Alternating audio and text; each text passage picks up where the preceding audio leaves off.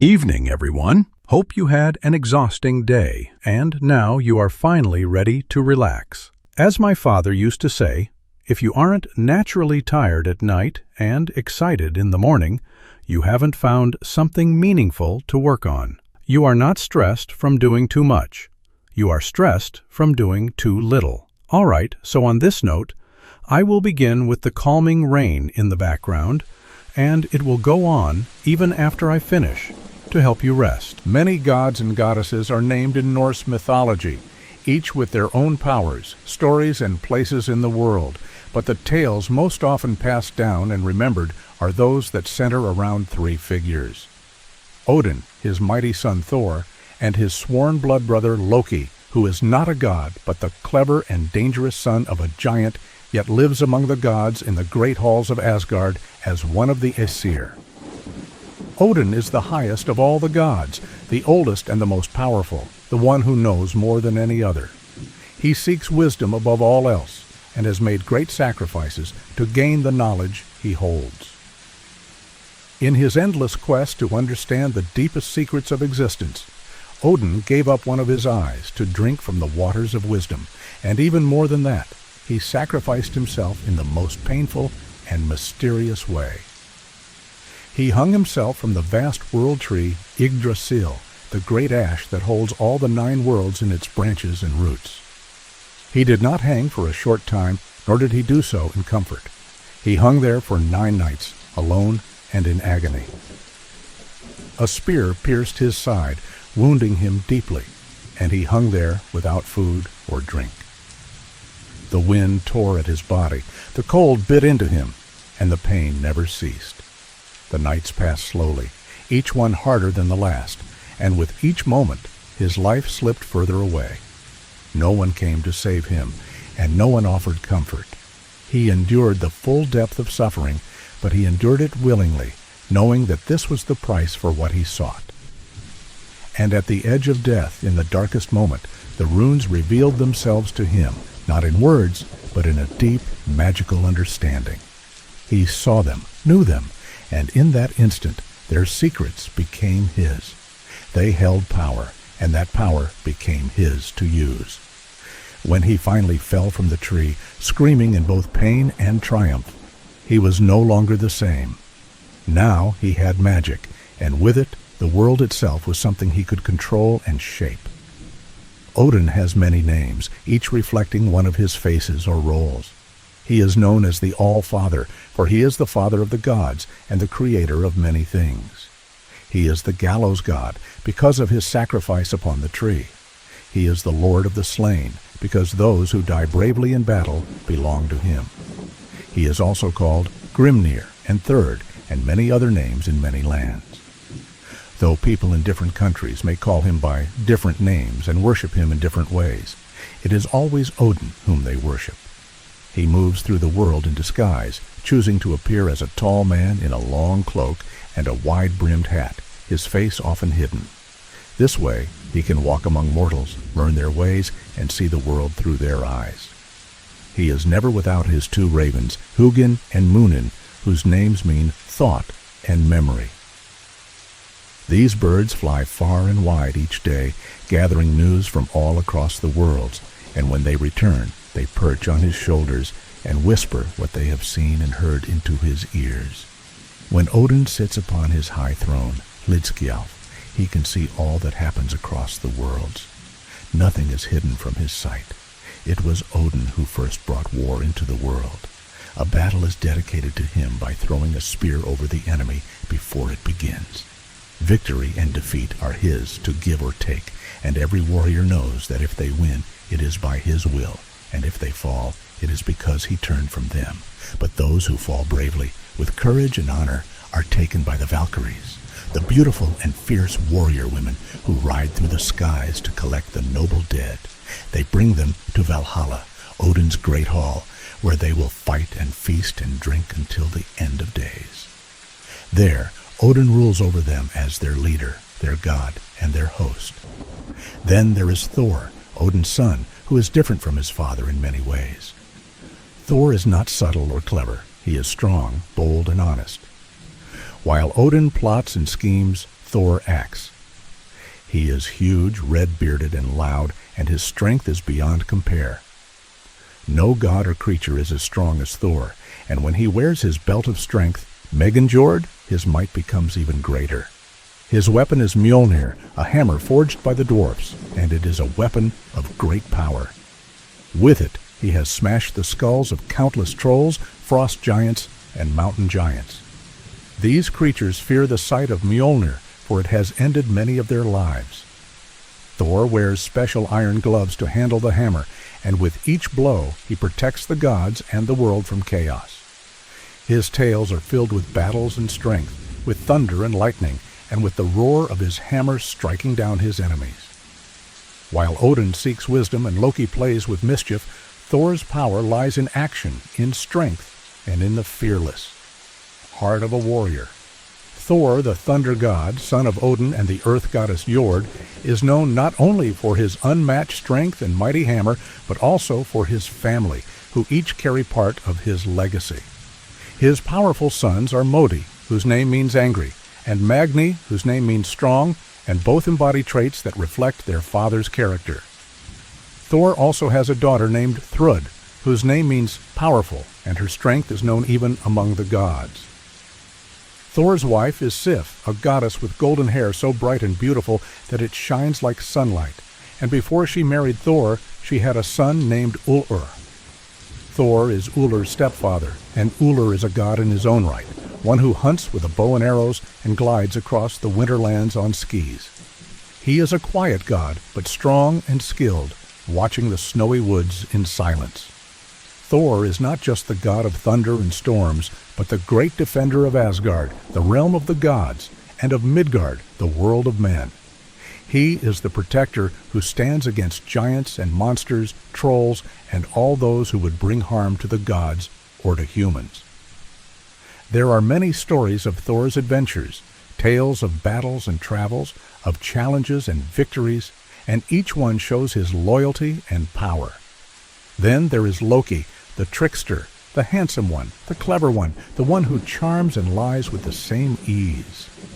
Loki is the most cunning and sly of all the beings in Asgard, a shapeshifter and a talker, a thinker and a doer, but always with something hidden behind his smile.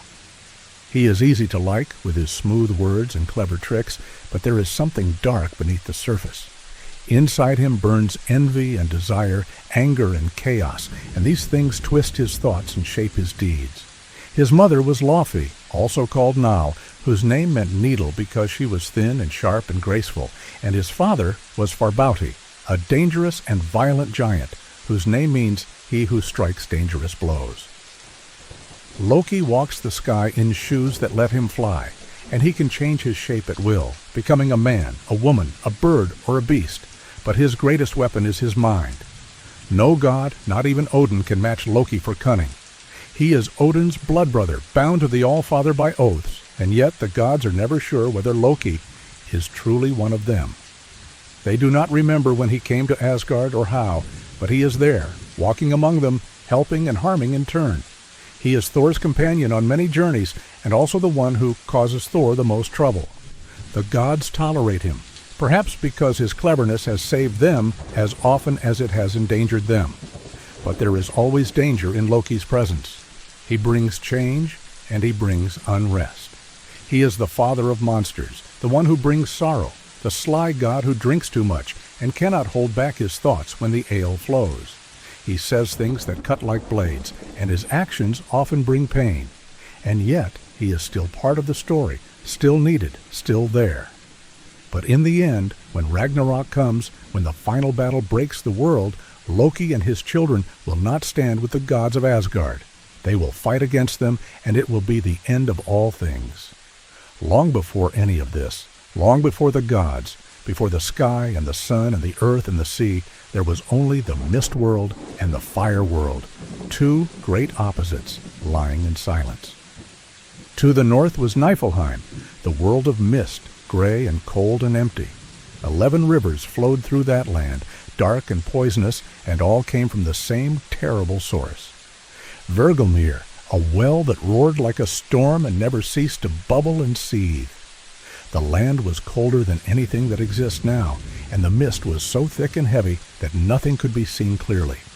The ground was cloaked in fog, and the skies were hidden. It was a place of silence and cold and poison. To the south was Muspel, the land of fire. Everything there burned and glowed. There was no solid land, no water, no sky, only fire and light and lava. The flames leaped and danced, and the heat was so great that nothing cold could survive. Where Niflheim was silent and dark, Muspel was loud and bright. Sparks flew high, and molten rocks boiled and burst. It was there, at the very edge of fire, where light meets mist, that Surtur stood. He was there before the gods, before time began. He is a giant, a force of fire and destruction, and in his hand he holds a sword of flame that never goes out. The lava and the mist are nothing to him. He stands in both and is unharmed. And it is said that when Ragnarok comes, when the gods fight their last battle, Surtur will lead the forces of destruction, and with his flaming sword he will set the world ablaze. He is waiting still, standing at the border of fire, his eyes looking into the future, into the end of all things. And so the story begins in cold and fire, in silence and flame, before the gods, before the worlds, before anything had shape or name. From that emptiness all things came. From that clash of frost and fire the story of the gods was born. Before the world would end, Surtur, the great fire giant who stands at the edge of Muspel, would leave his post and bring destruction to all things with his flaming sword. He would rise up from the land of fire and burn everything in his path. One by one, even the mighty gods would fall before his terrible power, and nothing would remain untouched by flame and ruin. Between the lands of fire and mist, there was once a great empty space, a void without shape or form, called Ginnungagap, meaning the yawning gap. This was a place of nothingness, dark and silent, with no earth beneath and no sky above, where the rivers of Niflheim flowed endlessly into emptiness. Over a time beyond counting, the frozen rivers of the mist world slowly hardened into great glaciers that filled the northern part of Ginnungagap. The ice was covered by frozen fog and cold pellets of hail that drifted like dust, while to the south, where the glaciers touched the land of fire, the hot embers and sparks from Muspel met the ice with gentle warmth. The fire's heat melted the ice slowly, and above the melting ice the air became soft and pleasant, like a calm spring day. Where the ice and fire met, new life appeared in the form of a giant being, unlike any that had come before or would come after. This being was neither male nor female, but both at once. This giant was called Ymir, and from him came all the giants who would ever live. But Ymir was not alone, for another great creature was born from the melting ice, a huge hornless cow, so enormous that no mind could hold her size. She fed by licking the salty blocks of ice and drank their coldness, and from her 4 udders flowed milk like rivers that nourished Ymir and gave him strength. The cow was called Audhumla, and she was a life-giver. As she licked the ice, shapes began to form from the frozen blocks. On the first day she uncovered a man's hair. On the second day his head appeared, and on the third day the shape of a whole man was revealed. This man was Buri, the ancestor of the gods. Ymir slept, and while he slept, he gave birth in a strange way. A male and a female giant came from beneath his left arm, and from his legs came a giant with 6 heads. These were the first children of Ymir, and all giants descended from them. Buri took a wife from among these giants, and they had a son named Bor. Bor married Bestla, a giant's daughter, and together they had 3 sons, Odin, Vili, and Ve. These 3 brothers grew into strong men, seeing the dangers that surrounded them, the flames of Muspel to the south and the darkness of Niflheim to the north, but knowing that these places would mean death for them.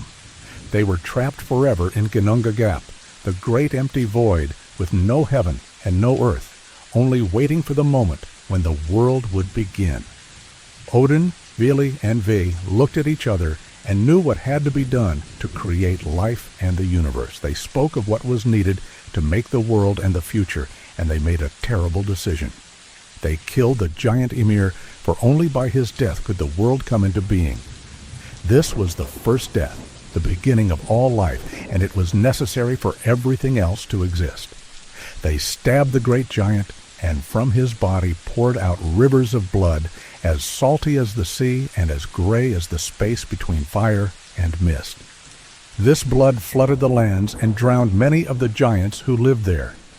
The killing of Ymir was the moment when the world began to take shape, when life grew from the empty void and the clash of fire and ice. This death made the creation of the heavens, the earth, and all that lives possible, marking the start of a new time in the endless story of the cosmos. There was no sea, no sand, no grass or rocks, no soil, no trees, no sky, no stars, nothing at all. The oceans gushed out in a flood so sudden, so powerful, and so deep that it swept away and drowned all the giants that had lived before. Only one giant, Bergelmir, who was Ymir's grandson, and his wife survived this terrible flood by climbing onto a wooden box that floated like a boat, saving their lives. All the giants that roam the world today, the ones we fear and speak of in stories, are descended from Bergelmir and his wife. After the death of Ymir, Odin and his brothers set about creating the world from the giant's body. They made the soil from Ymir's flesh, shaping the earth where life would grow. His bones were piled up into towering mountains and steep cliffs, the rocks and stones we see all around us. The sand and gravel beneath our feet come from Ymir's teeth and the broken bits of his bones, crushed during the battle when Odin, Vili, and Ve fought the great giant. The seas that circle the earth, vast and deep, are the blood and sweat that flowed from Ymir's corpse, filling the space with life-giving water. When you look up into the sky, you are actually looking at the inside of Ymir's skull stretched above the earth. The stars you see shining at night, the planets moving across the sky, and the shooting stars flashing like sparks are all the fiery embers that flew out from the burning lands of Muspel, lighting up the heavens.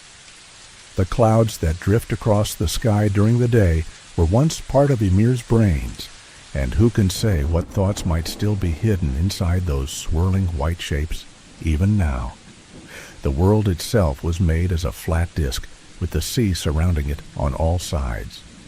The giants who still exist live beyond the edges of the world, near the deepest parts of the seas, in wild places far from the homes of men and gods. To keep these giants away and protect the world, Odin and his brothers built a great wall made from Ymir's eyelashes, a strong barrier set around the middle of the world. This protected land inside the wall was called Midgard, meaning middle enclosure, and it was empty at first. Though the lands were beautiful with clear waters and green meadows, there was no one there to walk through the fields, no fishermen casting lines into the waters, no explorers climbing the rocky mountains or watching the clouds above. Odin, Vili, and Ve knew that a world is not truly a world until it is filled with life, until it has people to live in it and make it their home. So they searched high and low for signs of life, but found nothing at all. Then, at last, on the rocky shore beside the sea, they found 2 logs tossed by the waves and cast up on the sand by the tides.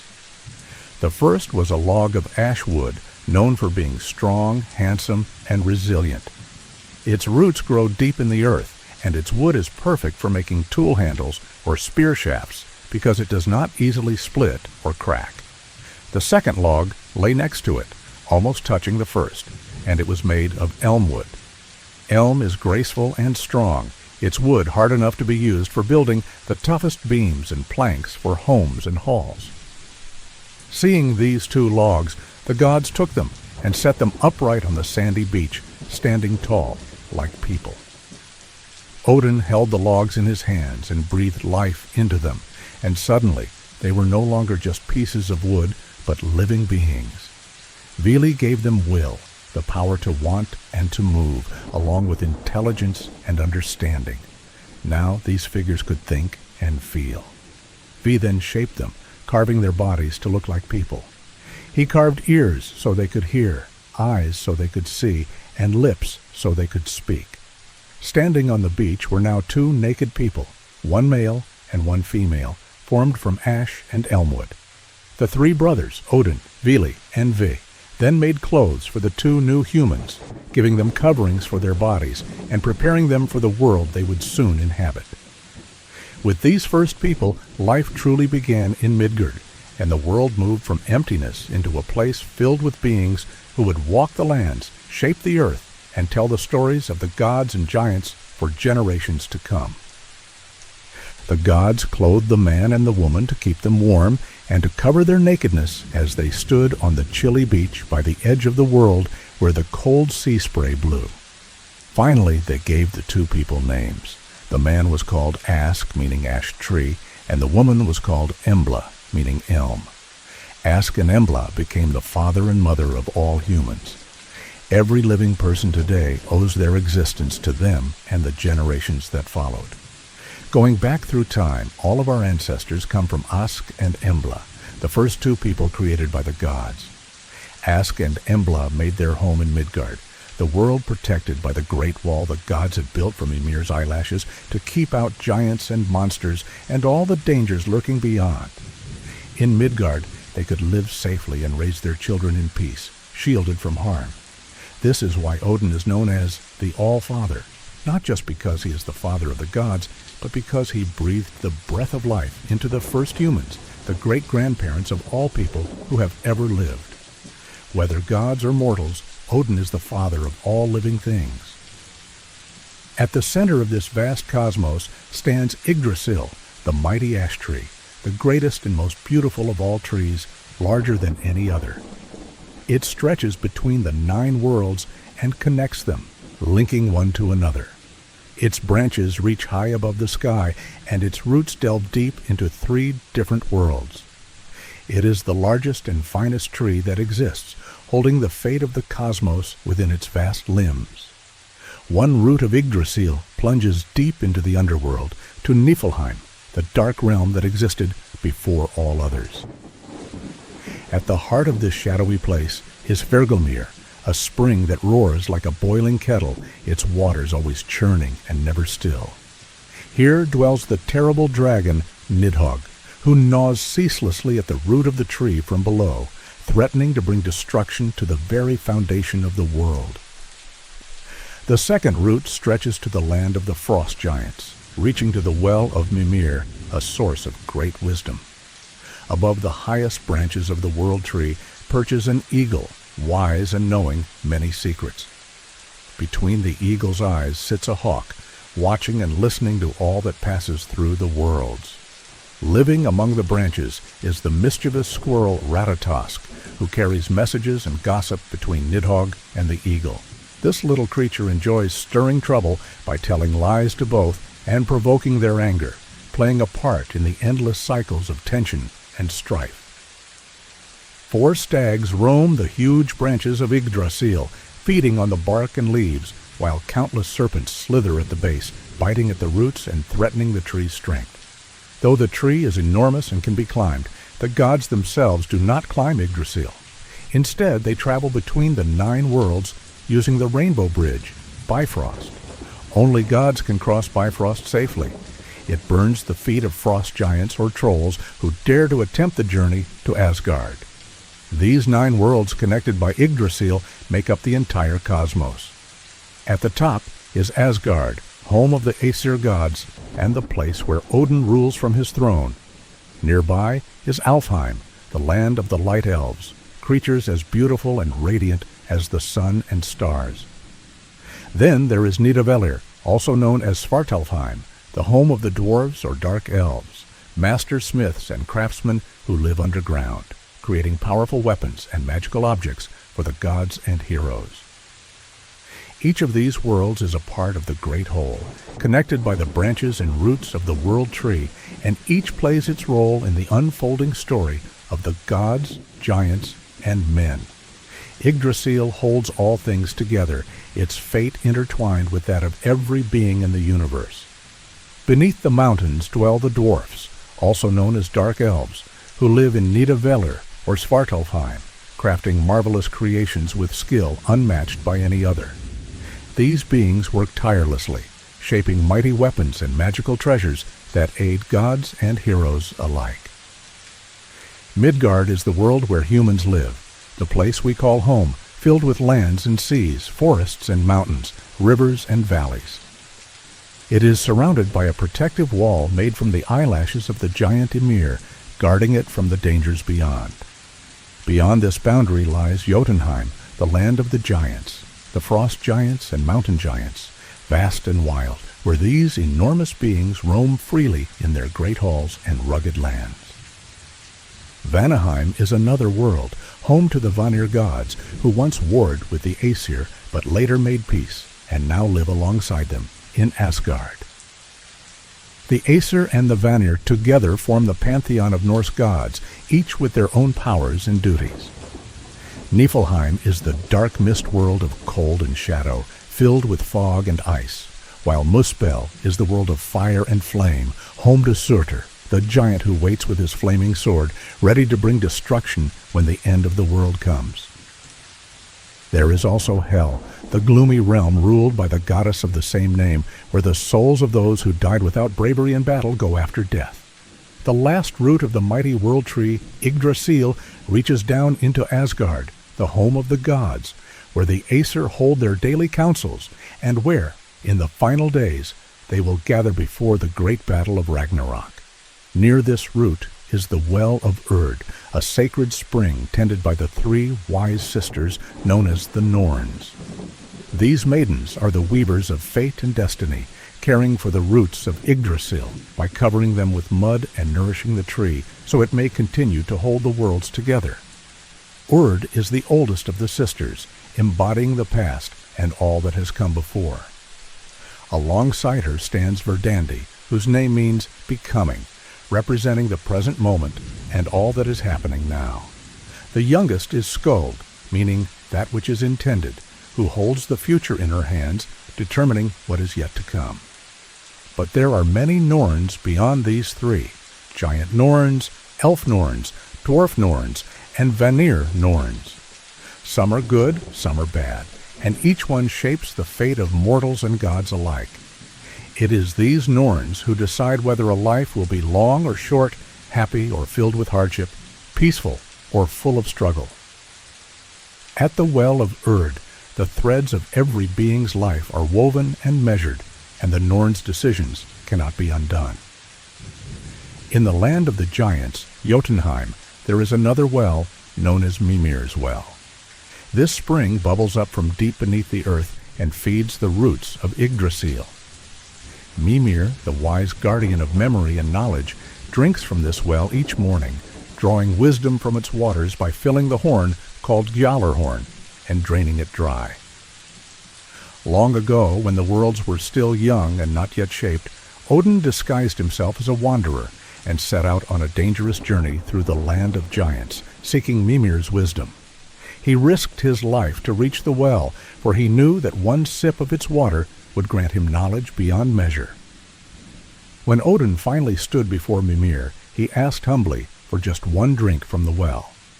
But Mimir refused, for no one was allowed to drink from the well except himself. Mimir did not speak much. His silence was deliberate, for those who speak little rarely make mistakes. Odin then told Mimir that he was his nephew, for Odin's mother, Bestla, was Mimir's sister, hoping that their kinship would persuade Mimir to grant him a drink. Still, Mimir was unmoved. Then he made his price clear. Odin must give something precious for a sip of wisdom.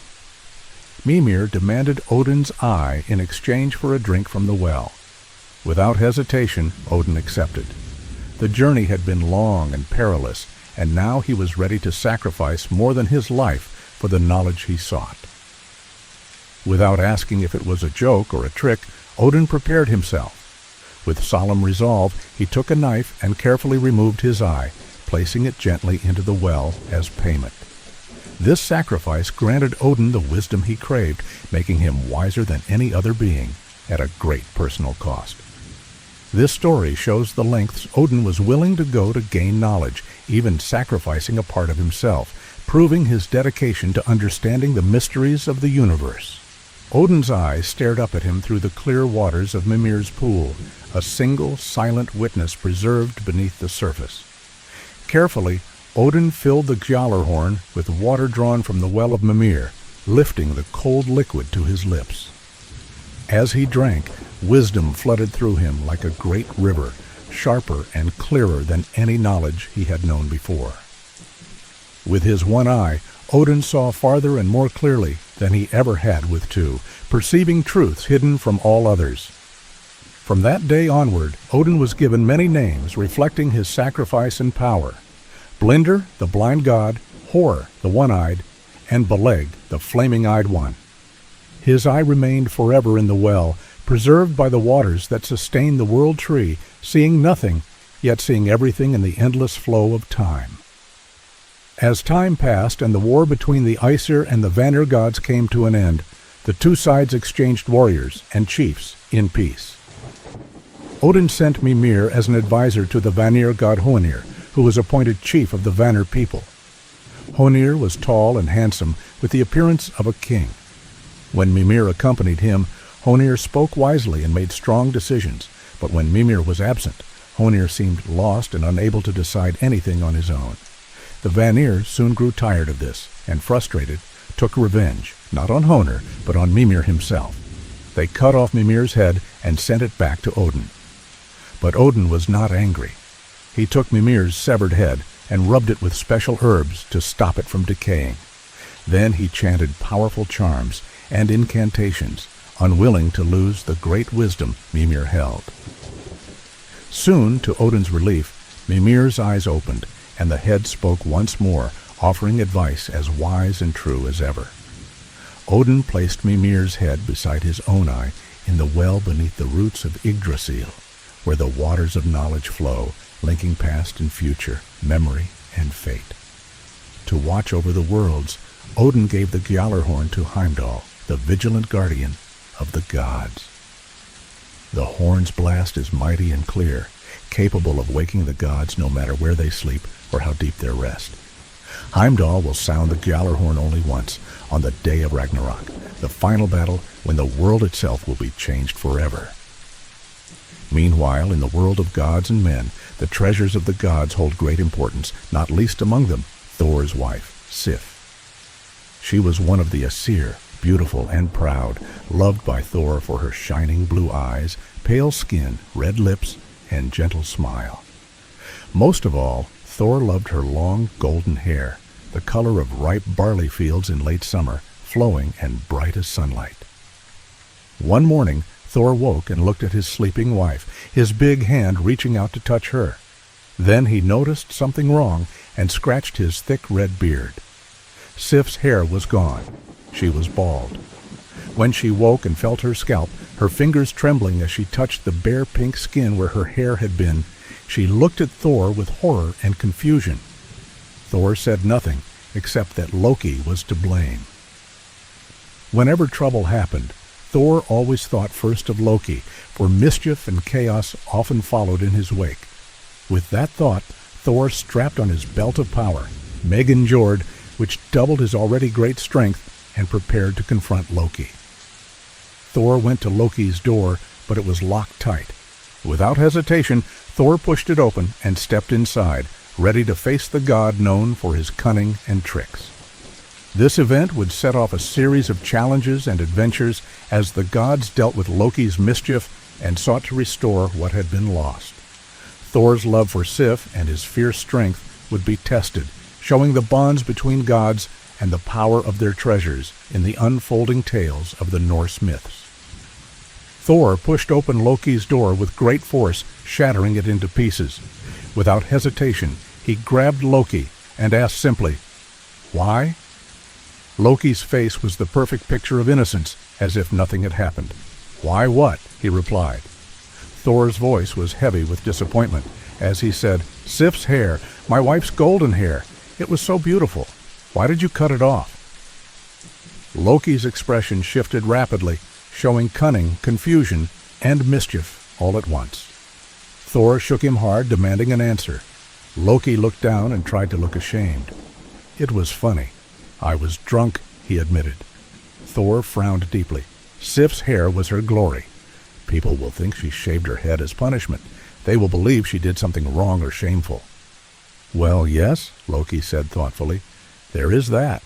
And since I took her hair right from the roots, she will be bald for the rest of her life. No, she won't, Thor said firmly, his eyes narrowing as he held Loki high above his head, his face dark with anger.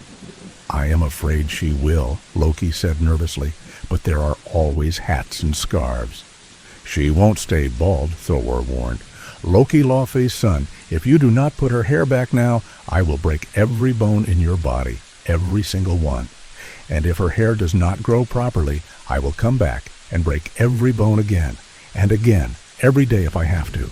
And soon I'll get very good at it. Thor began to crack his first bone menacingly. No, Loki cried out. I can't just put her hair back. It doesn't work like that. Thor considered this for a moment and said, Today, it might take me about an hour to break every bone, but I bet with practice I could do it in 15 minutes. That will be interesting to find out. He tightened his grip and began the first snap. Dwarfs! Loki shouted desperately. Pardon? Thor asked, pausing. Dwarfs! They can make anything. They could make golden hair for Sif, hair that would grow naturally and bond to her scalp perfectly. I swear they can. Then, Thor said, you had better go and find them. With that, he dropped Loki to the ground and released him. Loki scrambled up and ran quickly before Thor could break any more bones. Loki put on his magical flying shoes that let him travel swiftly through the sky and headed to Svartalfheim, the underground realm of the dwarfs, famous for their incredible craftsmanship. Among all the dwarfs, Loki thought the best were the sons of Ivaldi, known for their skill and cunning. He entered their forge, where sparks flew and the air was hot with fire and sweat. Hello, sons of Ivaldi, Loki began. I have heard that Brock and Atri, his brother, are the greatest dwarfs craftsmen there ever were or will be. No, said one of the sons of Ivaldi proudly. It's us who are the greatest craftsmen. I am told Brock and Atri can make treasures as fine as yours, Loki said. Lies, the tallest son of Ivaldi shouted. I wouldn't trust those clumsy fools to shoe a horse. The smallest and wisest son of Ivaldi just shrugged and said, Whatever they make, we can make better. I hear they have challenged you, Loki continued. 3 treasures will be made. The gods of the Aesir will judge which treasures are best. This challenge would spark a contest of skill, craft, and magic, as the dwarfs raced to create gifts worthy of the gods themselves. These treasures would change the course of stories to come and bind the fates of gods and mortals alike in the great tales of Norse mythology.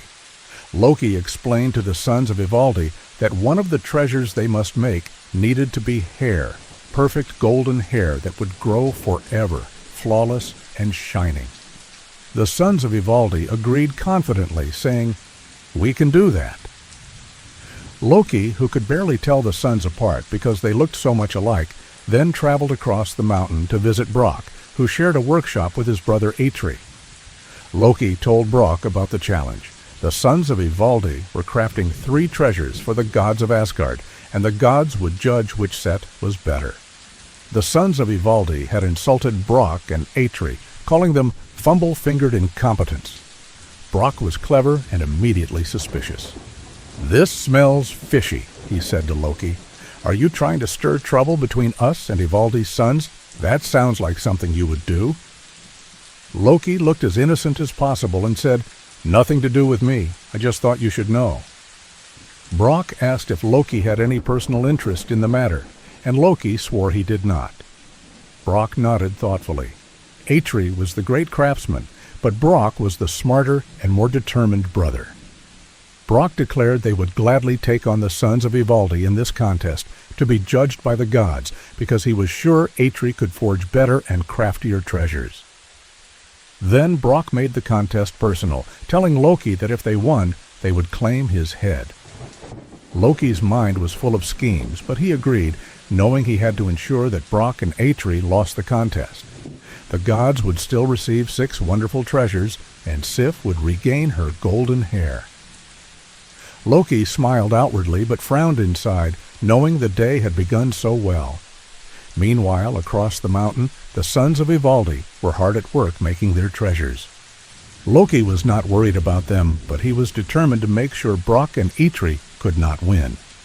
Inside the forge, dark and glowing orange with burning charcoal, Eitri prepared to begin. He took a pigskin from the shelf and placed it carefully into the fire, explaining that he had been saving it for a special project like this. Brock nodded and began to pump the bellows steadily, sending a rush of hot air into the forge to keep the fire intense and even. Eitri watched carefully until the heat was just right, then went outside the forge to work on his creation. As he opened the door, a large black insect flew in. It was bigger and more threatening than a horsefly or deerfly, circling the room in a cruel and malicious way. Brock heard the buzzing and watched carefully, knowing that dangers could come even in the form of small things like this. The insect's presence was strange, and Brock's mind was alert, prepared for whatever might happen next as the great contest of craftsmanship continued beneath the mountain, where sparks flew and fire roared, and the fate of gods and mortals alike hung on the skill of dwarfs and the cunning of Loki. The forge echoed with the steady sounds of hammering and filing as Eitri worked diligently outside, shaping and twisting metal with skill unmatched. Amidst the heat and glow, a large black fly, the darkest and biggest ever seen, circled and finally landed on the back of Brock's hand. Brock's hands never left the bellows, and he did not pause or swat the fly away. The fly bit hard, piercing the skin on the back of his hand, but Brock kept pumping with unwavering determination.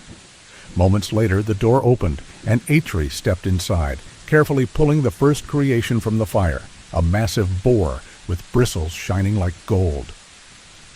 Eitri praised the work, noting how precise the temperature control had to be.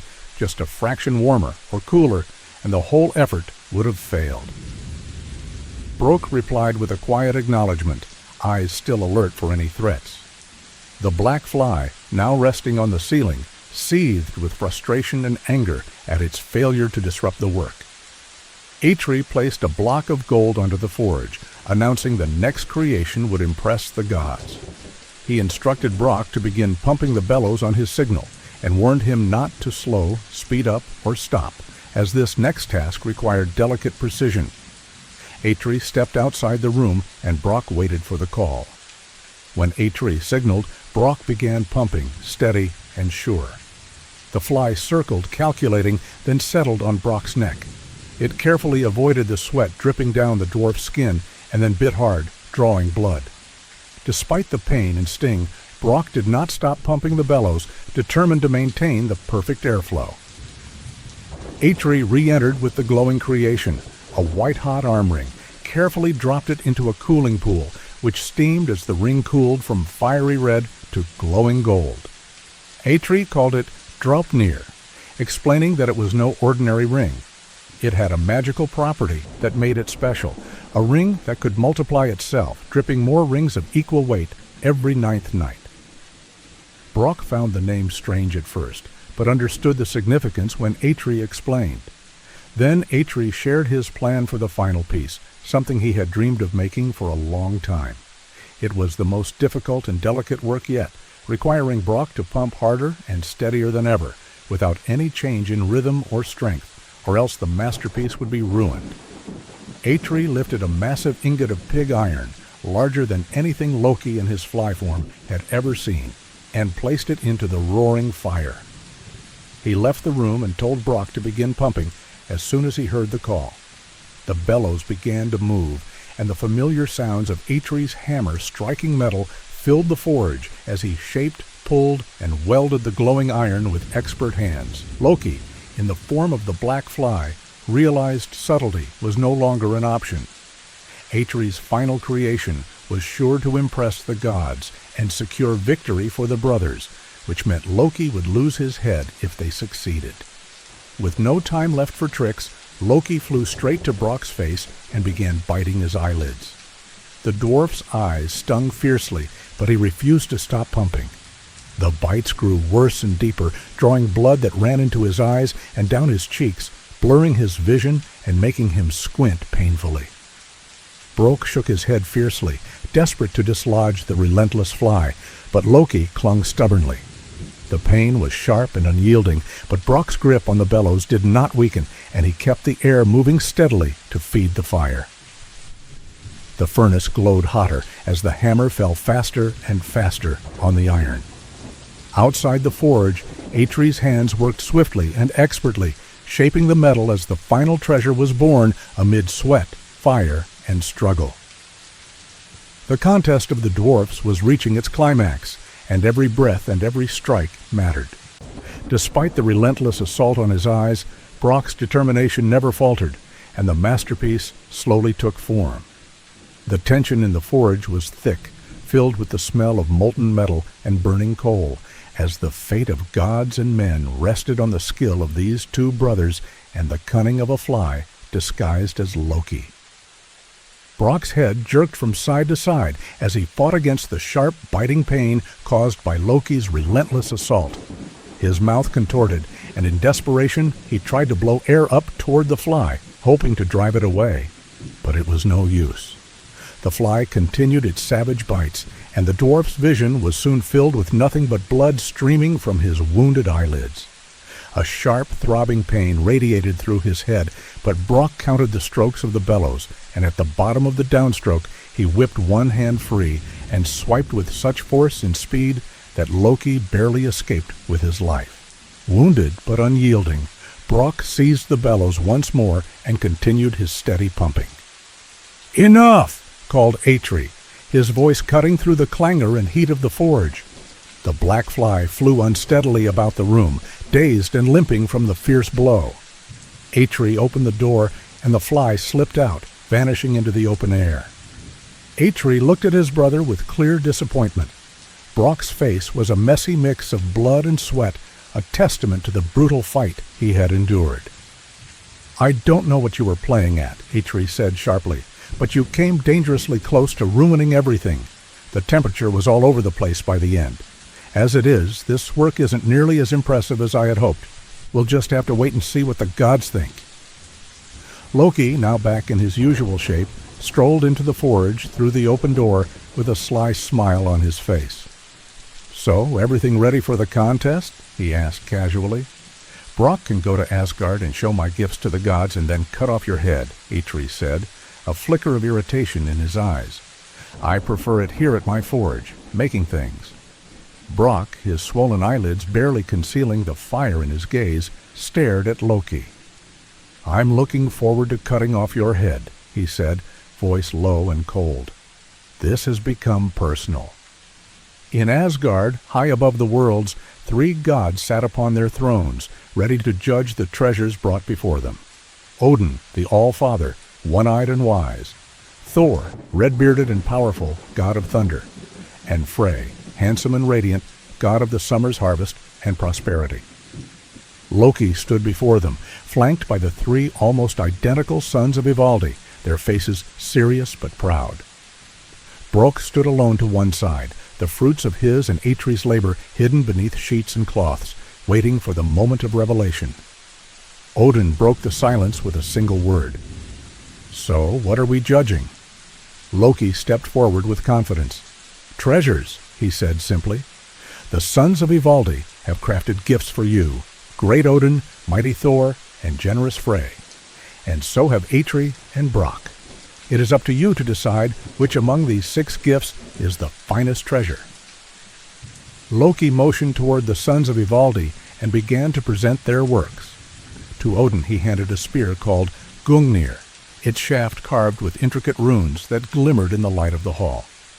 "This spear will pierce anything, and when thrown, will never miss its mark," Loki explained. "It will always find its target, no matter what. And just as important, an oath sworn upon Gungnir is unbreakable." Odin, who had only one eye himself and knew the value of sure aim, lifted the spear and examined it carefully. "It is very fine," he said, his voice calm but approving. Loki then showed Thor the second gift, a flowing head of golden hair. It was made of real gold and shimmered as if alive. "This hair will attach itself to the scalp of whoever needs it," Loki said proudly. "It will grow and behave exactly as if it were real hair with 100,000 golden strands." Thor's eyes narrowed in curiosity, and he said he would test the hair's magic immediately. Sif, Thor's wife, rose to the front of the hall. Her head was covered with a scarf, which she slowly removed, revealing a bald pink scalp that caused gasps among the gods. She carefully placed the golden wig on her head and shook it gently. The gathered gods watched in wonder as the base of the golden hair wove itself seamlessly into her scalp, and the hair seemed to grow and shimmer as if it were natural. Sif stood proudly, her beauty enhanced, even more radiant than before. "Impressive," Thor said, a smile breaking across his usually stern face. "Well done."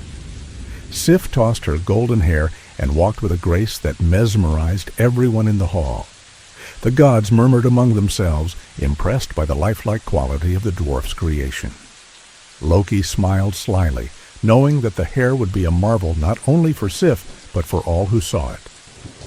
Meanwhile, Brock and Aitri prepared to reveal their own treasures, each more magnificent and magical than the last, hoping to win the favor of the gods and keep Loki's head safe from the chopping block.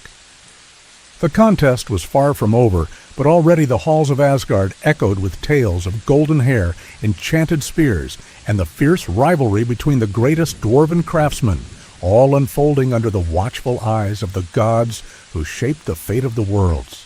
Sif stepped out of the hall and into the sunlight, eager to show her new golden hair to her friends.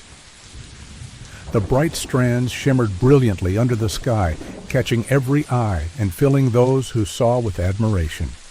The gift was truly remarkable, a perfect replacement for the hair she had lost, and it moved as naturally as the finest hair ever could. Meanwhile, the last of the sons of Ivaldi's treasures was smaller and folded neatly like a piece of cloth. Loki carefully placed this final gift in front of Frey, who eyed it with mild curiosity. "What is it?" Frey asked, a hint of doubt in his voice. "It looks like a silk scarf," he said, clearly unimpressed at first glance. Loki smiled and explained that although it seemed like a simple scarf, when unfolded, it transformed into something extraordinary, a ship called Skidbladnir. This ship was unlike any other. It would always have a fair wind wherever it traveled, carrying its passengers swiftly across sea and sky.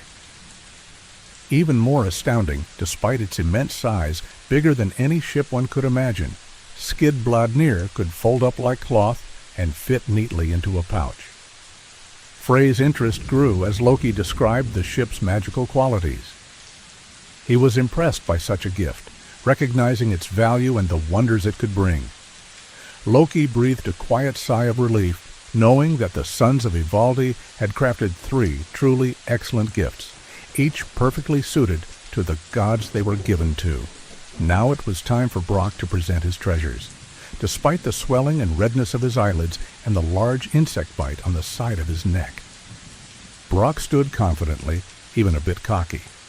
Loki noted that Brock's bravado seemed bold, especially when compared to the flawless work of Ivaldi's sons. Brock started by placing a golden arm ring in front of Odin, who sat high on his throne. "This arm ring is called Draupnir," Brock said with pride, "because every 9th night 8 rings of equal beauty drip from it. You can give these rings away as gifts or keep them to increase your wealth." Odin examined the ring carefully, noting its intricate design and gleaming surface. Then he slid it up his biceps, where it shone brilliantly in the light. "It is very fine," Odin said quietly. Loki remembered hearing Odin use the same words earlier when he examined the spear Gungnir, and he wondered what the gods truly thought. Brok then moved to Frey and lifted a cloth to reveal a magnificent golden boar. "This is a boar my brother made for you to pull your chariot," Brock explained.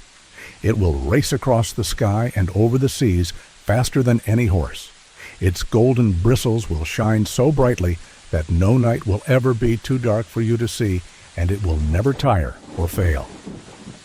Frey looked at the boar with growing admiration, understanding the power and usefulness of such a creature. Loki considered the boar impressive, but he thought the magical ship Skidbladnir, with its ability to fold up like cloth, was just as magnificent. He reassured himself that his own head was still safe for now. Finally, Brock unveiled his last gift, the one Loki knew he had tried to sabotage. From beneath a cloth, Brock brought forward a hammer and placed it before Thor. Thor looked at the hammer skeptically and sniffed. "The handle is rather short," he noted. Brock nodded and admitted that the handle's length was his fault, since he had been the one pumping the bellows during its creation. But he urged Thor not to dismiss the hammer so quickly. Brock explained that this hammer was unlike any other. It was called Mjolnir, the lightning maker, and it had special powers. "First," Brock said, "it is unbreakable. No matter how hard you hit something with it, the hammer will remain undamaged." Thor's interest was piqued. He had broken many weapons himself by hitting things too hard over the years, so an unbreakable hammer was a rare treasure indeed. "Second," Brock continued, "if you throw the hammer, it will never miss its target." Thor's eyes narrowed thoughtfully. He had lost many weapons over the years by throwing them and missing what he intended to hit, and he had watched many of those weapons disappear, never to be seen again. "And third," Brock said, "no matter how hard or far you throw it, the hammer will always return to your hand." Now Thor's lips curled into a smile, a rare sight that made the hall feel warmer and brighter. He began to understand the true value of this weapon, not just as a tool for battle, but as a loyal companion that would never fail him. The Thunder God's smile grew wider as he realized the power he now held. The hall was filled with the sense of magic and wonder, the air thick with the weight of destiny and craftsmanship. Loki watched carefully, knowing that the contest was nearly over and that the gods were close to deciding who had created the finest treasures. The fate of his head and the honor of the dwarfs hung in the balance as these legendary gifts revealed their true worth. Thor, who rarely smiled, was clearly delighted by the hammer before him. Brock explained that the hammer, named Mjolnir, had the magical ability to change size. It could grow large and mighty in Thor's grasp, or shrink small enough to hide inside his shirt whenever he wished. Thor clapped his hands together with joy, and the sound of thunder rolled across Asgard, as if the very heavens were celebrating this wondrous gift. Though Brock admitted the handle was shorter than it should have been, a mistake he made when he failed to keep the bellows steady while his brother Atri forged the hammer, Thor dismissed the problem as a minor cosmetic flaw. He understood the hammer's true power, how it would defend them against the frost giants and all their foes. Thor declared it the finest gift he had ever seen, and Odin, sitting in his great throne, agreed with approval. Odin acknowledged the hammer would protect Asgard and all its inhabitants, while Frey added that if he were a giant, he would indeed be very afraid of Thor wielding such a weapon.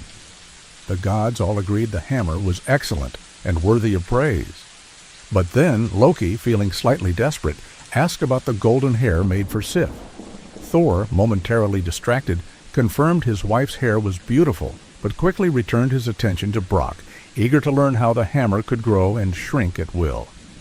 Odin nodded, saying that Thor's hammer was even greater and more impressive than his own spear, Gungnir, or the shining arm ring Draupnir, while Frey admitted it surpassed his magical ship Skidbladnir and his golden bristled boar, Gullinbursti. The gods clapped Brock on the back, congratulating him and his brother Atri for crafting the finest gifts they had ever received. Brock looked satisfied with their success, then turned to Loki and reminded him of their agreement. Since Brock and Atri had won the contest, it was time to take Loki's head. Loki, always cunning, proposed to ransom his head instead, offering treasures in exchange. But Brock refused, saying they already had all the treasures they needed. Their work was to craft wonders, not collect more. They wanted Loki's head. Loki thought for a moment, then said that if they wanted his head, they would have to catch him first. With a sudden leap, Loki sprang high into the air and ran off, soaring far above the others' heads until he disappeared from sight. Brok looked to Thor and asked if he could catch the swift god of mischief. Thor shrugged, saying he really shouldn't chase Loki, but that he would very much like to try out the new hammer. In moments, Thor returned, holding Loki tightly in his grasp. Loki's glare burned with impotent fury, unable to escape. Brok took out his knife and said he was ready to cut off Loki's head. Loki, ever the trickster, reminded them that while they could cut off his head, they must not cut his neck. This was the exact agreement, he said, and no one could violate it. Odin nodded in agreement, confirming that Brok had no right to harm Loki's neck. Brok was frustrated, explaining it was impossible to remove the head without also cutting the neck. Loki smiled, pleased with his clever loophole. He pointed out that if people thought carefully about their words, they would hesitate before challenging him, the wisest, cleverest, trickiest, most intelligent, and best-looking of all. Brok whispered to Odin that they needed a solution that was fair. Odin agreed. Brok then produced a strip of leather and a sharp knife. He wrapped the leather tightly around Loki's mouth to silence him. Brok tried to pierce the leather with the knife's tip, but the task was tricky and required care. The hall was filled with tense silence, the gods watching closely as the contest of words and wit continued alongside the contest of craftsmanship. Loki's fate hung in the balance, caught between the precision of words and the sharpness of Brok's blade. The cleverness of Loki matched only by the determination of Brok and Atri, who had forged treasures worthy of gods. This moment marked the final act in the story of how the gods came to possess their most powerful gifts, gifts that would protect them in battles to come and shape the fate of the worlds. Brok tried to cut Loki's mouth with his knife, but it didn't work. Loki said he had protected himself against knives, just in case his trick about not cutting his neck failed. He claimed that no knife could cut him. Brok wasn't pleased, so he took an awl, a sharp tool used for making holes in leather, and jabbed it through the leather covering Loki's lips, punching holes through them. Then Brok used a strong thread to sew Loki's lips together tightly, leaving him unable to speak or complain. Brok walked away, leaving Loki with his mouth sewn shut, and for Loki, being unable to talk was even more painful than the stitches in his lips. This story explains how the gods came to have their greatest treasures, all because of Loki's mischief. Even Thor's mighty hammer was Loki's fault. That was Loki. He made trouble but also brought blessings, and the gods resented him even when they were grateful, and were grateful even when they hated him the most. After these events, Thor went east to fight trolls, leaving Asgard more peaceful but also unprotected. This was soon after the treaty between the Aesir and the Vanir gods, and Asgard was still in the process of becoming a true home. Odin said they couldn't always rely on Thor for protection because giants and trolls would come to threaten them. Heimdall, the watchman of the gods, asked what Odin proposed. Odin said they needed a wall, one high enough that even the tallest giant could not climb it, and thick enough that not even the strongest troll could break through.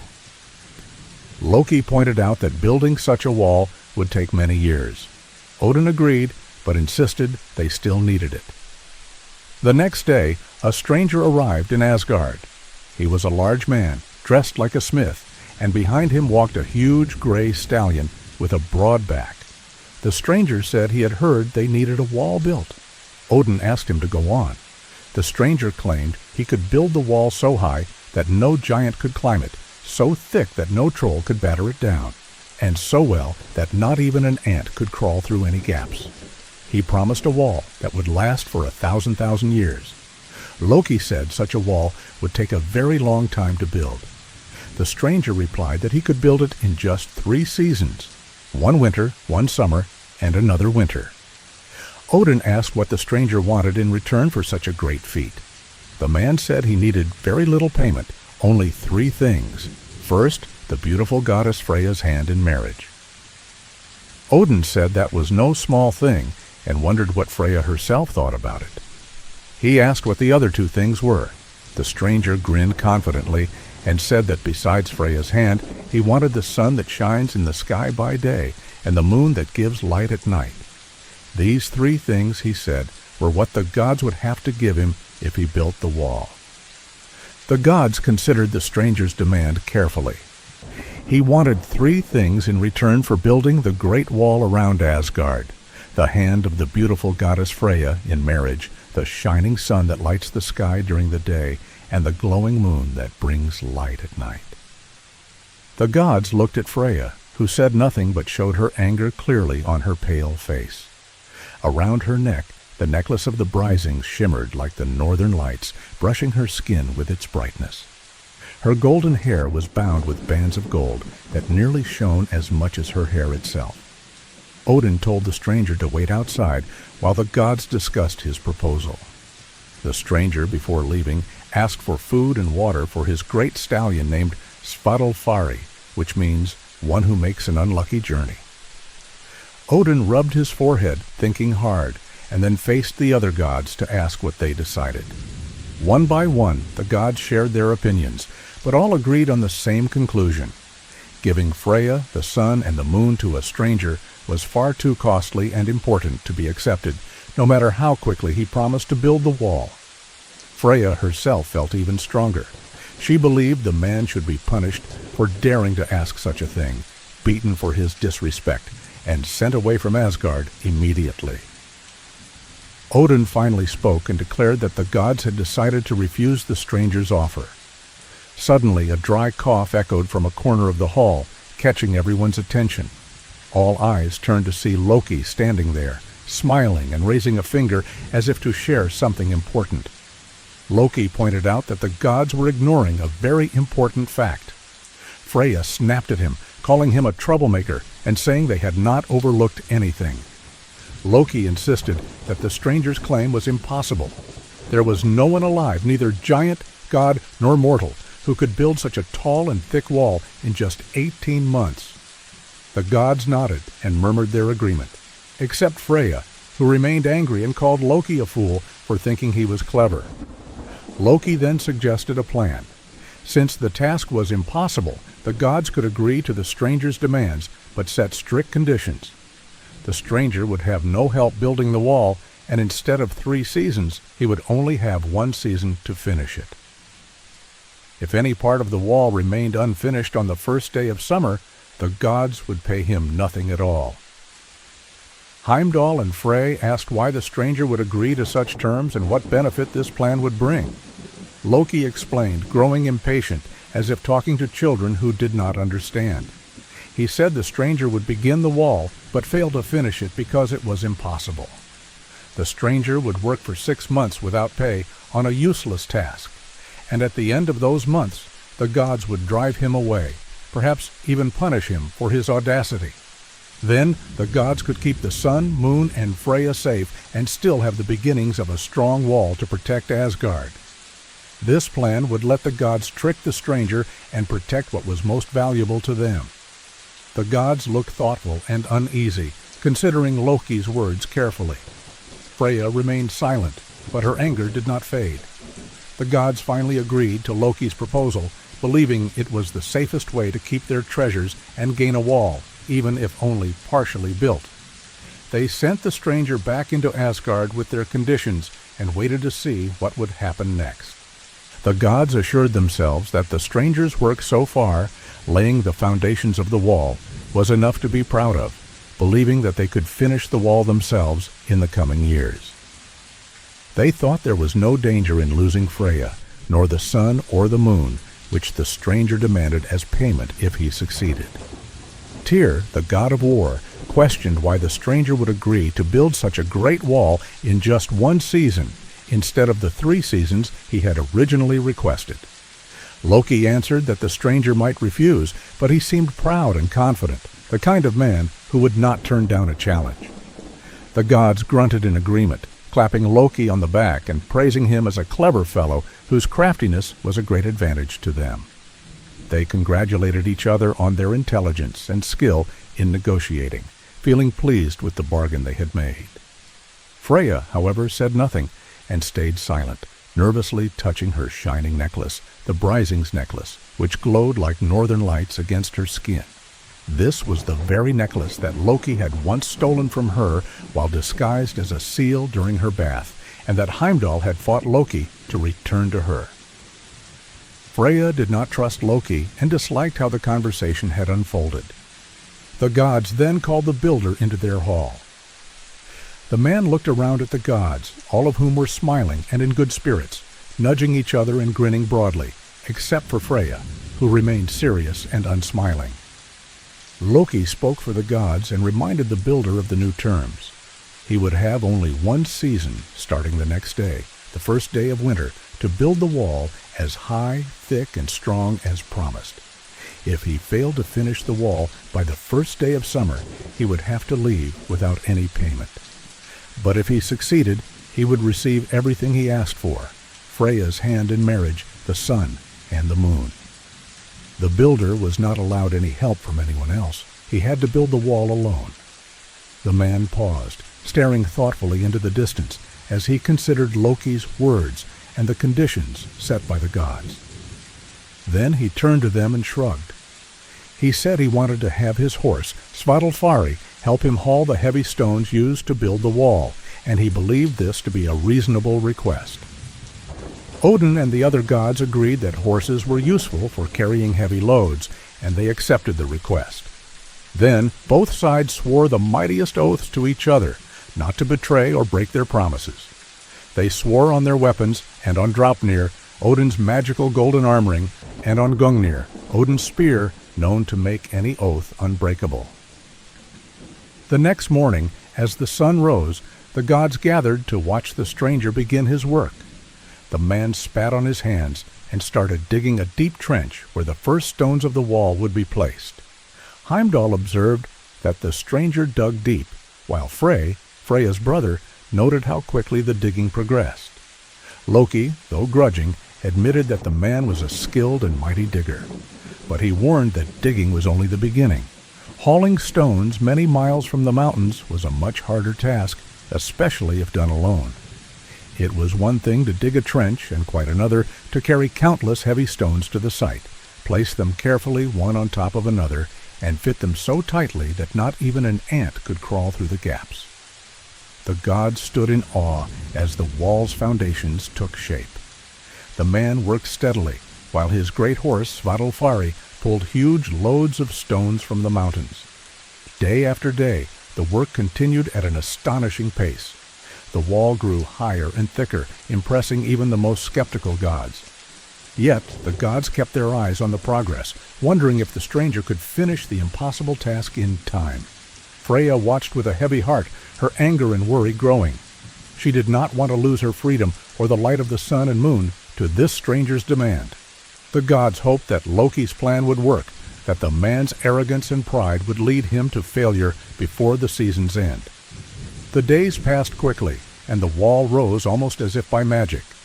Still, the gods prepared themselves to act if the stranger came close to finishing on time.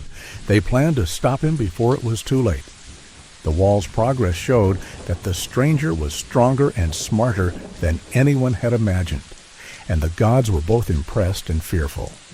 They knew the time was running out, and soon the day of judgment would arrive. This great wall would either become the fortress of Asgard, protecting the gods from their enemies, or it would cost them the most precious treasures they possessed.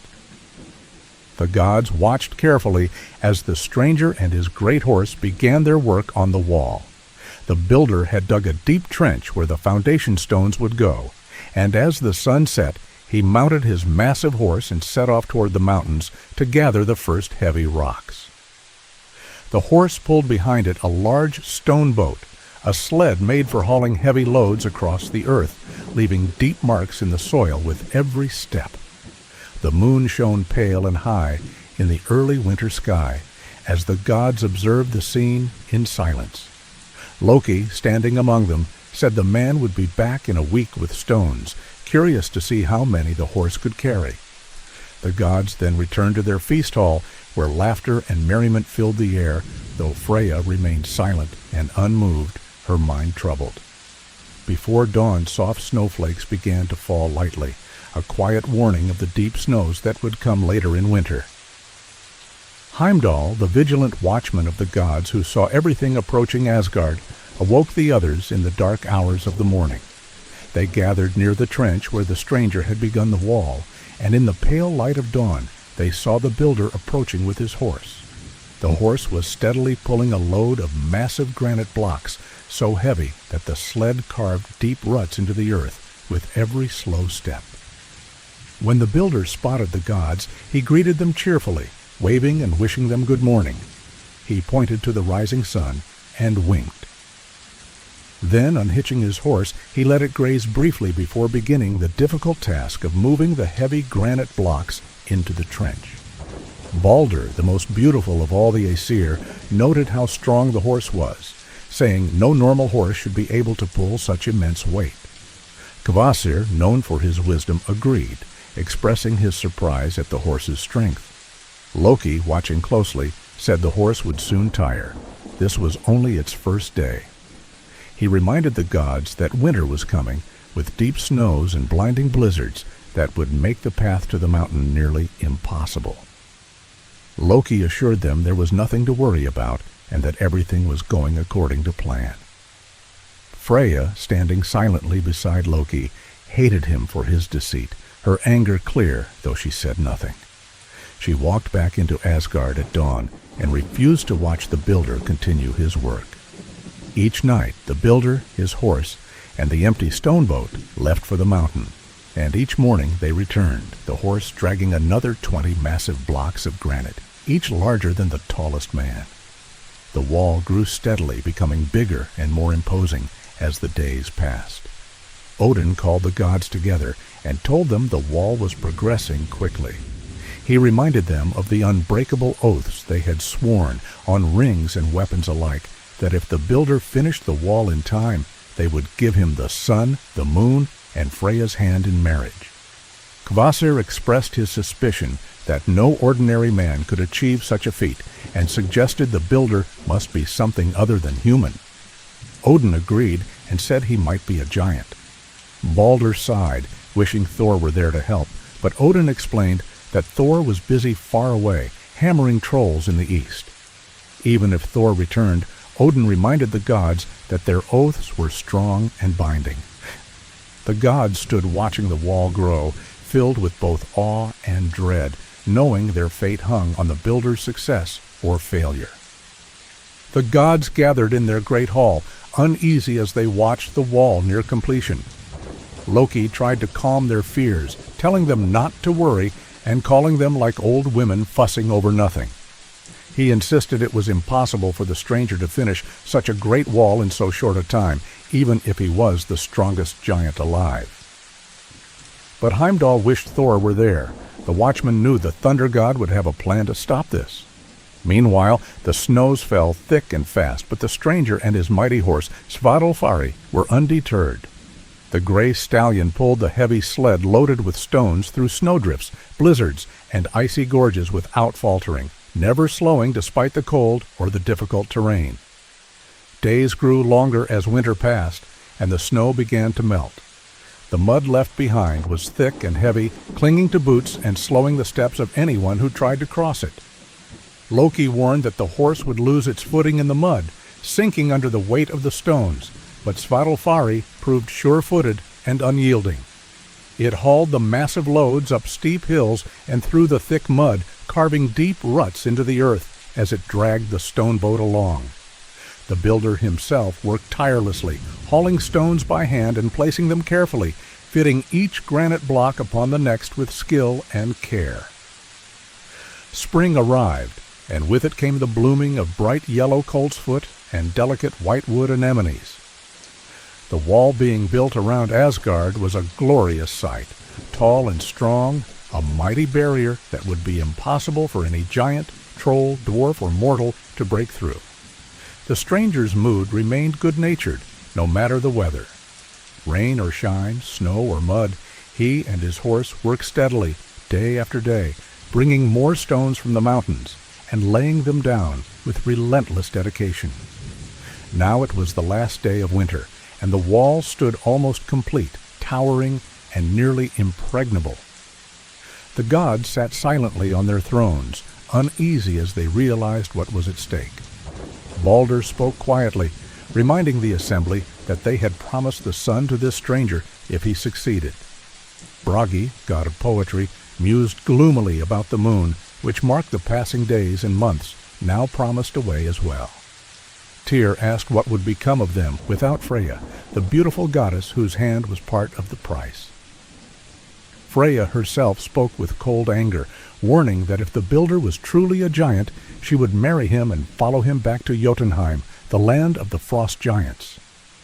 She said it would be difficult to say whom she would hate more, the giant who took her or the gods who had given her away.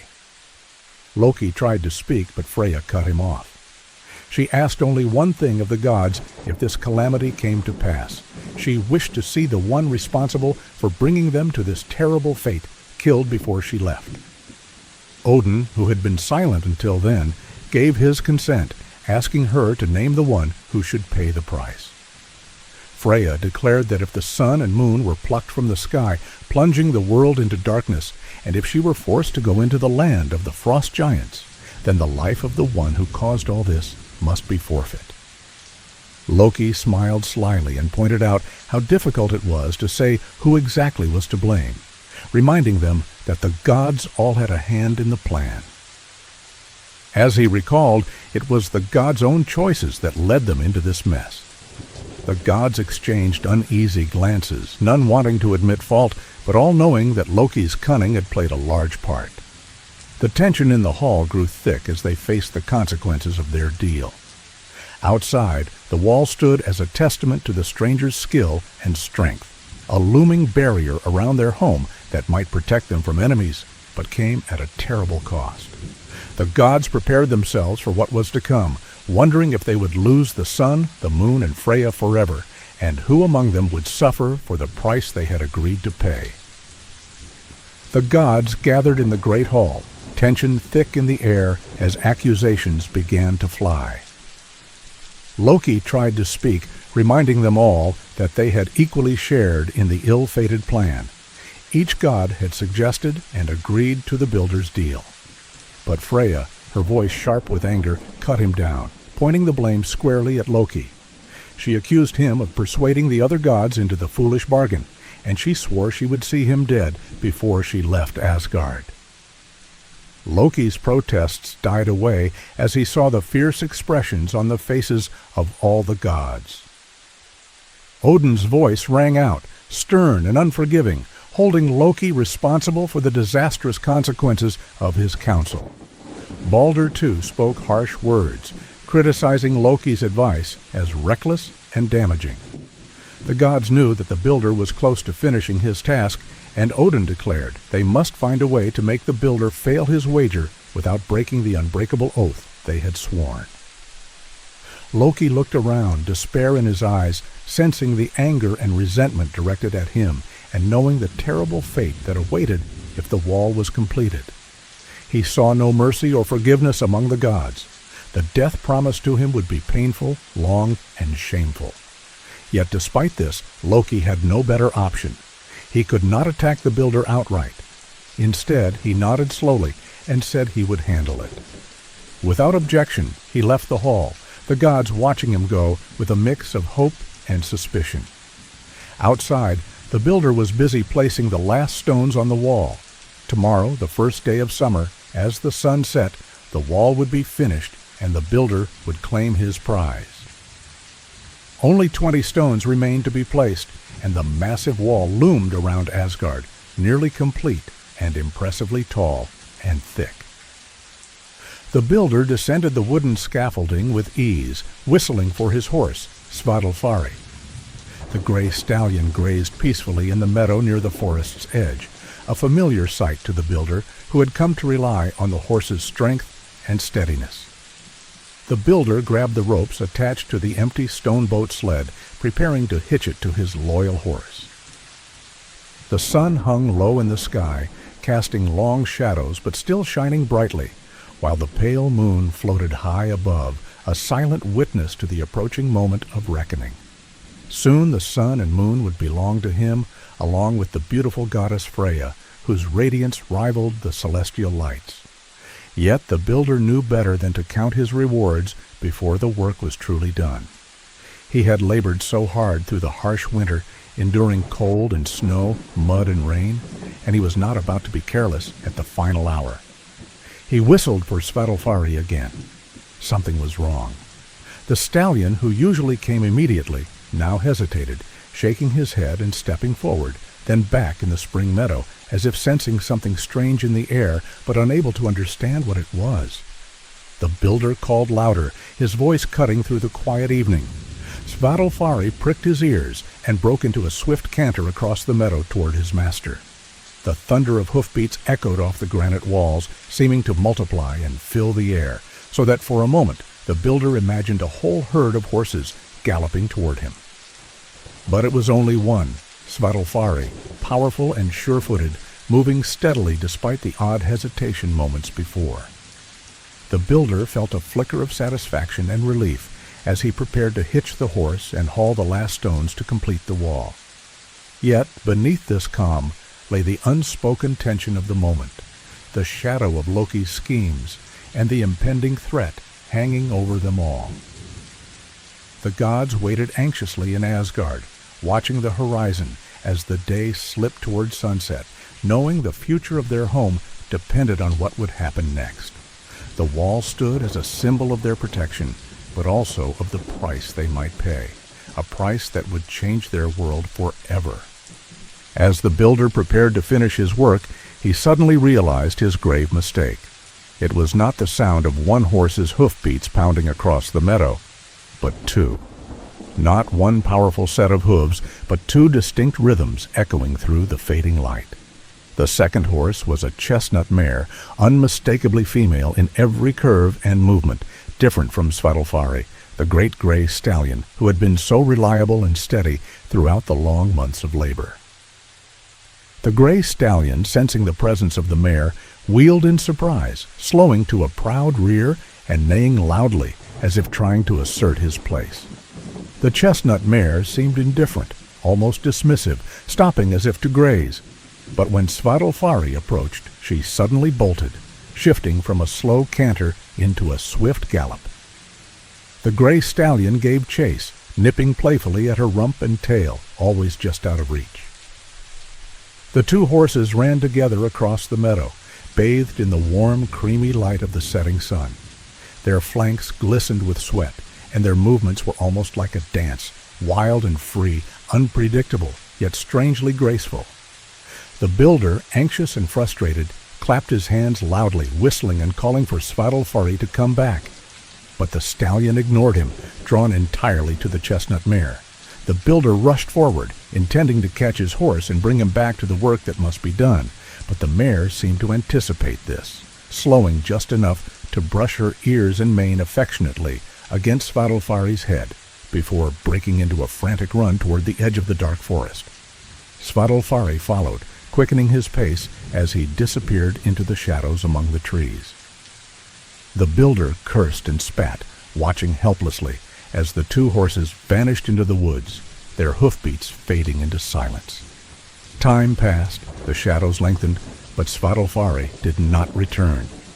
Resigned, the builder turned back to his stone boat, the heavy sled piled high with the rough granite blocks he was to haul and place in the wall. He looked once more into the dark forest, then spat on his hands, grasped the heavy ropes, and began dragging the stone boat across the meadow, the grass and spring flowers bending under the weight. He headed toward the mountain quarry to gather more stones, knowing full well that without his horse's strength, the task had become almost impossible. The builder did not return to Asgard until the sun was already high in the sky. He had managed to load only 10 stone blocks onto the stone boat, all the weight he could carry, without help. Each step was a struggle, each pull of the heavy sled accompanied by grunts and curses directed at the stubborn stones that seemed to resist being moved. Yet, despite the hardship, with every heave, the builder drew closer to the unfinished wall, standing tall around Asgard. At the great gateway, Freya herself awaited him, her eyes sharp and watchful. She noted coldly that he carried only 10 blocks, far fewer than the number needed to complete the wall. Twice as many bricks were still required to close the gap and finish the god's protection. The builder said nothing, his face set in a grim mask of determination and frustration. There were no smiles or encouraging words now, no friendly winks to lighten the heavy mood. Freya's gaze remained fixed and severe as the builder struggled on, hauling his load toward the wall.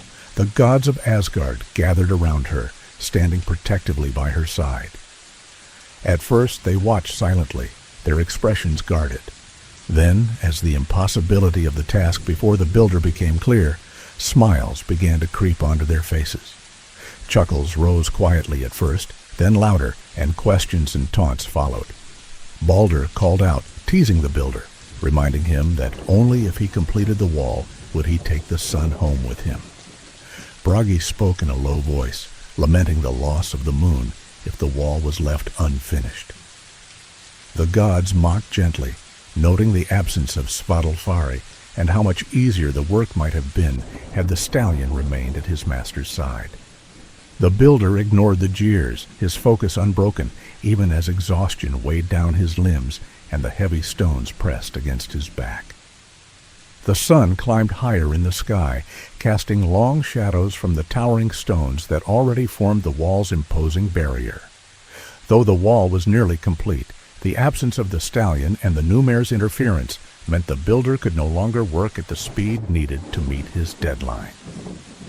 The gods' laughter masked their growing anxiety, but deep inside, each one worried what the coming dawn would bring. The fate of Asgard rested precariously on the builder's shoulders and the mysterious mare who had stolen the stallion away. The meadow remained quiet now, save for the distant calls of birds and the whisper of the wind through the grasses. The great wall stood almost finished, but the final stones were still missing. The builder pressed on, struggling against fatigue and the weight of his burden, knowing that soon the sun would set and the time to decide would come. The gods watched, uncertain and tense, as the builder's strength waned and the last day of the challenge drew near, knowing that everything they held dear depended on what would happen next. The builder dropped the heavy stone boat with a thud and turned to face the gods, his chest heaving with exhaustion and fury. His face was flush scarlet, both from the strain of the work and the rising anger burning inside him. "You cheated!" he declared, his voice loud and filled with bitter accusation. But Odin stood firm, his voice calm and steady, as he replied that neither side had cheated, pointing out that if the gods had known from the start that he was a giant, they would never have allowed him to build their wall in the first place. The builder's frustration boiled over.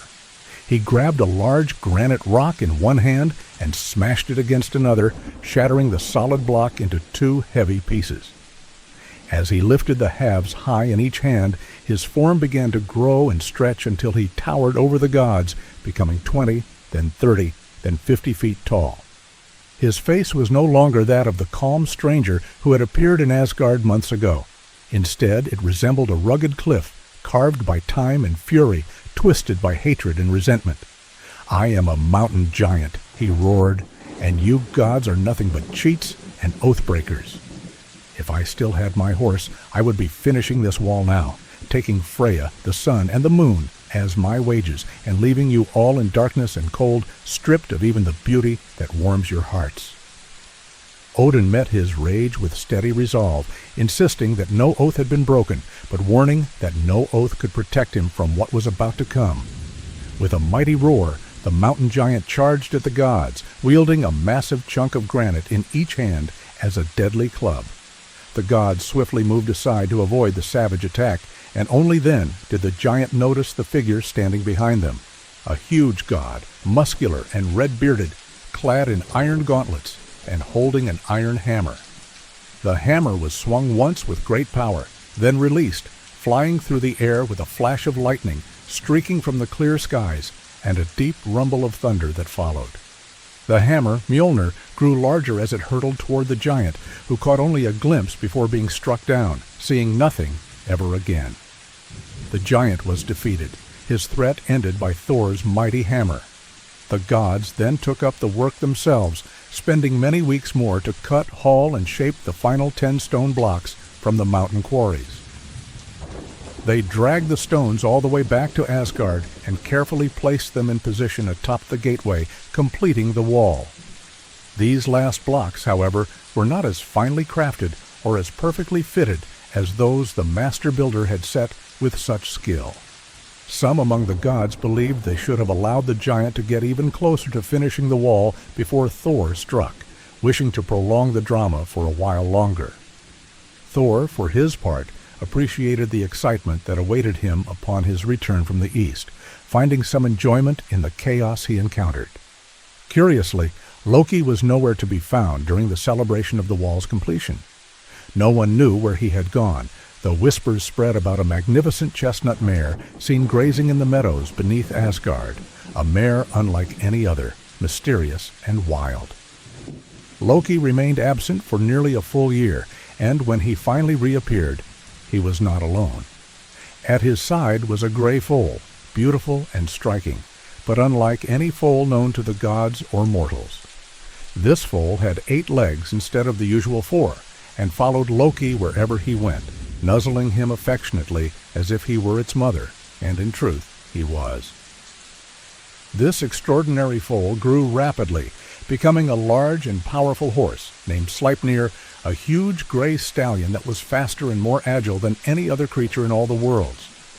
Sleipnir could travel across land, sea, and sky with incredible speed, carrying Loki swiftly from place to place.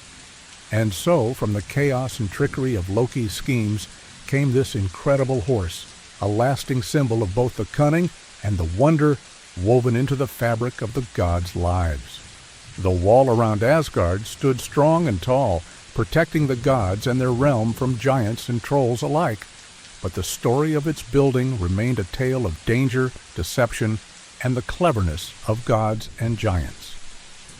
Loki's part in the saga was both curse and blessing, for even as he brought trouble to the gods, he also brought gifts that would be remembered for ages to come.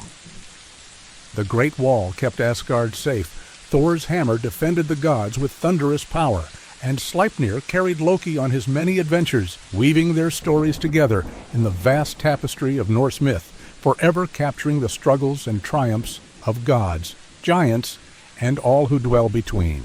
Loki, known both for his charm and his trickery, was a figure of many contradictions. He was handsome and knew it well, and many people wanted to like him and trust him. Yet he was often undependable and selfish, acting mischievously or even maliciously. He married a woman named Sigyn, who had once been happy and beautiful when he first courted her. But over time, she grew anxious and often looked as though she were expecting bad news. She bore him 2 sons, Narfi and Vali. Narfi was a good boy, but did not always obey his father, while Vali was obedient and quiet. Despite his family, Loki would sometimes disappear for long stretches without warning, leaving Sigyn worried and fearful of what might have happened to him. However, he always eventually returned, looking a little guilty, but also proud of whatever mischief he had been up to.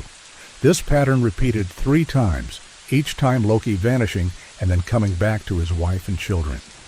When Loki returned for the 3rd time, Odin, the wise and all-seeing god, called him to him.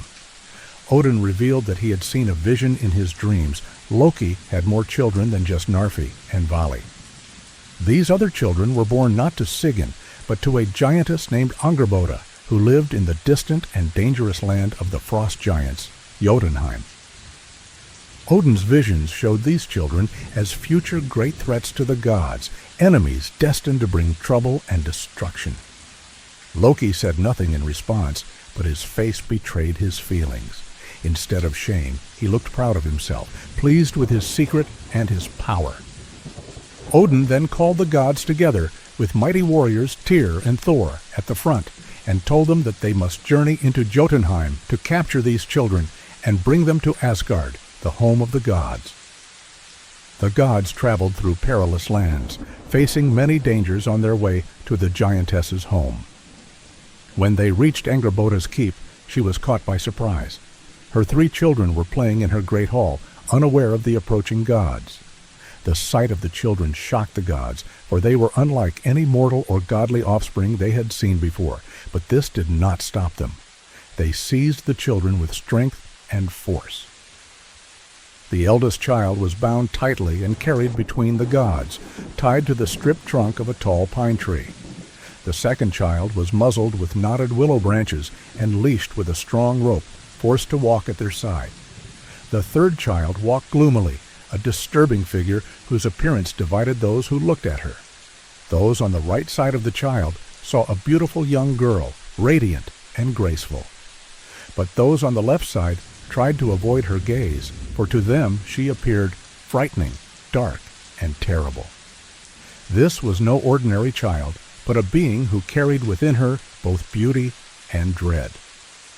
These 3 children of Loki and Angrboda were destined to play a powerful role in the fate of gods and men alike. The gods brought them back to Asgard, but the shadow of their future hung over the halls of the gods, a warning of trials to come. Meanwhile, Loki's reputation as a trickster grew. Though he had given the gods great trouble, he had also brought them remarkable gifts, such as Sleipnir, the mighty 8-legged horse, which he presented to Odin. Sleipnir was the fastest and strongest horse ever to exist, able to outrun the wind itself and travel across all worlds. Many admired Odin's horse, but only the bravest would speak of its strange origin near Loki, and none dared mention it twice, for Loki was known to be spiteful and would punish anyone who mocked him or reminded others of how he lured away the horse Svadilfari from the builder, thus saving the gods from a dangerous bargain. Loki's grudges ran deep, and he was never one to forget a slight. That is how the gods came to have their great wall built around Asgard, and how Loki's complex nature shaped the fate of the gods, bringing both disaster and wonder. His children, born of a giantess in the distant land of frost and shadow, would be part of a story filled with conflict and prophecy. The gods had captured these children to protect themselves, but none could say what would come of them in the long years ahead. Loki's life was a constant dance of chaos and cunning, and his story is woven into the very fabric of Norse myth, a tale of beauty, danger, and the uncertain line between friend and foe. The gods had journeyed far into the land of the frost giants, and after capturing Loki's 3 children, were returning to Asgard. On the 3rd day of their journey, as they camped in a small clearing amid the cold wilderness, Thor spoke quietly to Tyr, while Tyr scratched the furry neck of Loki's 2nd child, bound and muzzled beside them.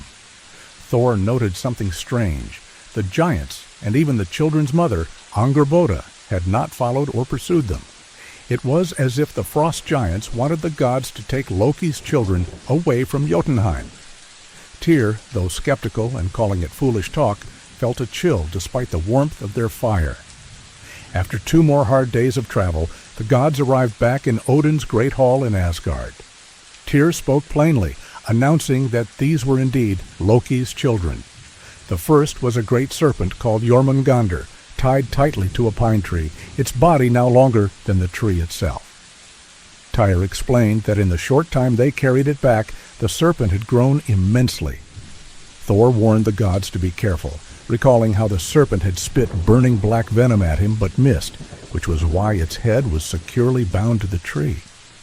Odin regarded the creature thoughtfully, seeing it still as a child that was growing, and decided they must send it far away, where it could harm no one. He took the serpent to the shore of the vast sea that encircled all lands, the world ocean surrounding Midgard, the world of men.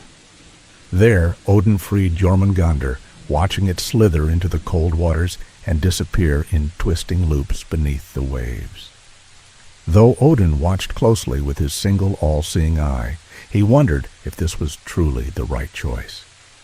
Dreams had guided him to this action, but dreams often held more secrets than they revealed, even to the wisest of gods.